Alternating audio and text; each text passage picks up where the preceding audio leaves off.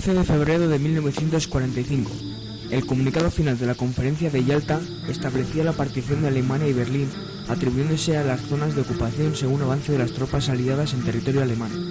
Francia, que no había sido invitada a la conferencia, fue incluida en el reparto territorial, gracias al acuerdo al que llegaron los líderes aliados. Churchill, Roosevelt y Stalin creían que Francia, como uno de los países vencedores, merecía y debía hacerse cargo del futuro de Alemania. El 17 de junio y el 2 de agosto de 1945 se celebró la Conferencia de Potsdam, la cual ratificó la partición de Alemania entre las cuatro potencias vencedoras.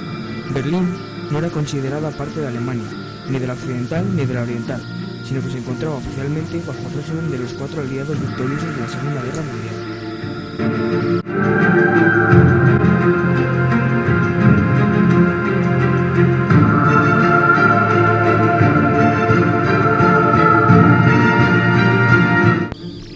El reparto establecido en la Conferencia de Potsdam quedó de la siguiente manera.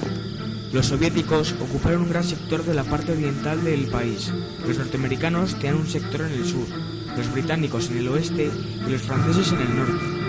En estas circunstancias, Berlín se hallaba situada en el corazón de la zona de ocupación soviética, pero aún así quedó dividida siguiendo el patrón de posesión del país. Esto quiere decir que el área oriental de Berlín fue atribuida a la Unión Soviética, mientras que la occidental fue repartida entre Gran Bretaña, Francia y Estados Unidos.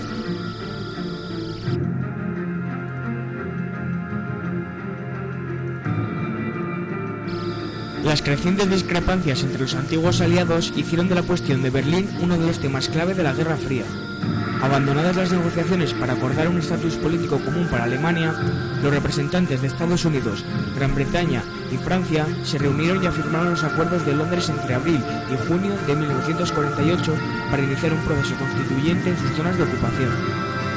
El 18 de junio de 1948, los aliados occidentales dieron un paso más, creando una nueva moneda para sus zonas de ocupación, el Deutschmark. Los soviéticos reaccionaron aplicando una reforma en su zona en la que incluyeron a la ciudad de Berlín, a la que consideraban parte integrante de la zona soviética. Cuando los occidentales trataron de introducir el Deutschmark en sus zonas de ocupación de Berlín, las protestas soviéticas se tornaron en actos. Se inició el bloqueo de Berlín, mediante la interrupción de toda comunicación terrestre entre las zonas de ocupación occidentales y Berlín occidental. Quedó suspendida la circulación en la autopista, los ferrocarriles y los canales que unían Berlín con la Alemania del oeste. El factor principal que permitió que se llevara a cabo el bloqueo de Berlín por parte de la Unión Soviética fue que entre las cuatro potencias ocupantes nunca se había negociado acuerdos acerca del acceso a Berlín, no se habían convenido explícitamente los mecanismos de paso. Según la perspectiva soviética, las razones del bloqueo se explican esencialmente a partir de la conducta de las potencias occidentales, al poner fin a los acuerdos de Potsdam. Ante el bloqueo de Berlín, la reacción occidental no se hizo esperar.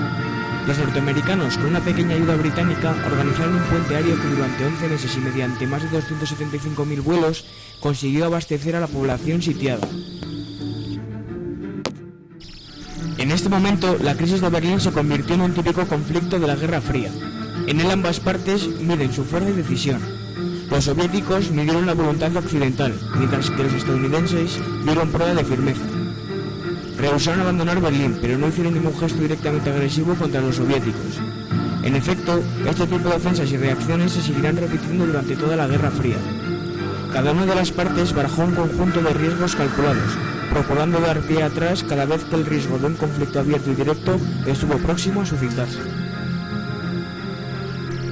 El 12 de mayo de 1949, Stalin levantó el bloqueo de Berlín, cuando la división definitiva de la ciudad ya había comenzado a tomar forma. El 8 de mayo de 1949 se adoptó la ley fundamental de la futura República Federal de Alemania.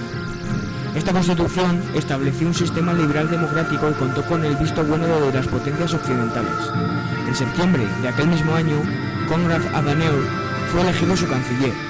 Por su parte, la URSS respondió el 7 de octubre de 1949 con la proclamación de la Constitución de la República Democrática de Alemania, un Estado creado siguiendo el modelo de las democracias populares. Terminada la crisis, la indefinición respecto a la autoridad legal acerca del acceso a Berlín siguió siendo igual de abstracta, ya que nunca se llevaron a cabo acuerdos entre las partes. Esta partición de Alemania era la concreción en el corazón de Europa de la división bipolar del mundo tras la Segunda Guerra Mundial.